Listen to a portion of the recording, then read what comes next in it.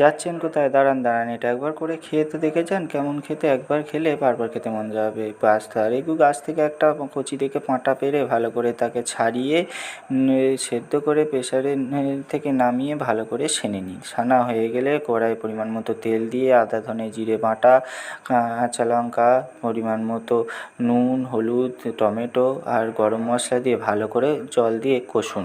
কষা হয়ে গেলে সেনে রাখা পাঁটাটাকে দিয়ে ভালো করে নাড়ুন। সামান্য রেখে অল্প বাদাম আর ছাতু দিয়ে ভালো করে আরেকবার মাখিয়ে নিন যাতে টাইট হয়।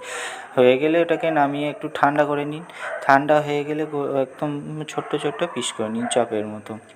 তারপর হাতে করে একটু টিপে চপের মতো গোল করে নিন। ফেটে গেলে অসুবিধা নেই। এদিকে ঘন পাড়া একটা বেসনের ব্যাটার তৈরি করুন, তাতে ডুবিয়ে দিয়ে ফাটাগুলো বুঝিয়ে দিয়ে গরম তেলে ছেড়ে দিন।